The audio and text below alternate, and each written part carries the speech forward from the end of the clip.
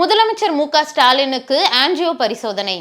ஹாஸ்பிட்டலில் உள்ள முதலமைச்சர் ஸ்டாலின் உடல்நிலை குறித்து பரவி வரும் பல்வேறு வதந்திகளுக்கு வீடியோ மூலம் முற்றுப்புள்ளி வைக்கப்பட்டுள்ளது. இதனால் மக்கள் நிம்மதி அடைந்துள்ளனர். அடுத்ததாக முதலமைச்சர் எப்போது டிஸ்சார்ஜ் செய்யப்படுவார் என்ற கேள்வி எழுந்தது. அதற்கு விரைவில் மக்களை சந்திக்க மாவட்டங்களுக்கு வருவேன் என மு.க.ஸ்டாலின் தனது எக்ஸ் தளத்தில் பதிவிட்டுள்ளார். 2 நாளில் வீடு திரும்புவார் என மு.க.அழகிரி கூறியுள்ளார். மு.க.ஸ்டாலின் உடல்நலம் குறித்து அப்பல்லோ மருத்துவமனை நிர்வாகம் அறிக்கை வெளியிட்டது. அதில் இன்று மேற்கொள்ளப்பட்ட ஆஞ்சியோகிராம் சோதனையும் இயல்பாக இருந்தது. முதலமைச்சர் நலமாக உள்ளார். தனது வழக்கமான பணிகளை 2 நாட்களில் மேற்கொள்வார் என தெரிவிக்கப்பட்டது. ஆட்சிக்கு வந்தால் பொங்கல் பரிசு 2500 இபிஎஸ் அறிவிப்பு.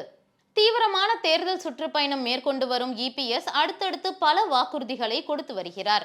தாலிக்கு தங்கம் திட்டம் மீண்டும் கொண்டு வரப்படும், மகளிர் உரிமை தொகை 1500 உயர்த்தப்படும் என பல வாக்குறுதிகள் கொடுத்துள்ளார். தற்போது அதிமுக ஆட்சிக்கு வந்தால் பொங்கல் பரிசாக 2500 வழங்கப்படும் என்றும், தீபாவளியில் பெண்களுக்கு தரமான சேலை வழங்கப்படும் எனவும் உறுதியளித்துள்ளார். ராஜ்யசபாவில் உணர்ச்சி வசப்பட்ட வைகோ உள்ளிட்ட 6 ராஜ்யசபா எம்பிக்களின் பதவிக்காலம் இன்றுடன் நிறைவடைகிறது. இந்நிலையில் தனது கடைசி உரையை நிகழ்த்திய வைகோ தன்னை நாடாளுமன்றத்திற்கு அனுப்பிய மறைந்த முன்னாள் முதலமைச்சர் கருணாநிதிக்கு நன்றி தெரிவித்தார். அதிக முறை தடுப்பு காவலில் வைக்கப்பட்டவன் தான் என்றார். என்எல்சி தனியார் மயமாக்கப்படுவதை தடுத்ததில் தனக்கு முக்கிய பங்கிருப்பதாக சுட்டிக்காட்டினார். ஈழத்தமிழர்களுக்காக பேசியதையும் அவர் நினைவு கூர்ந்தார்.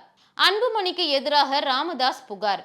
அன்புமணி உரிமை மீட்பு பயணம் என்ற பெயரில் நாளை முதல் தமிழகத்தில் சுற்றுப்பயணம் மேற்கொண்டு கட்சி நிர்வாகிகள், தொண்டர்கள், பொதுமக்களை சந்திக்க உள்ளார்.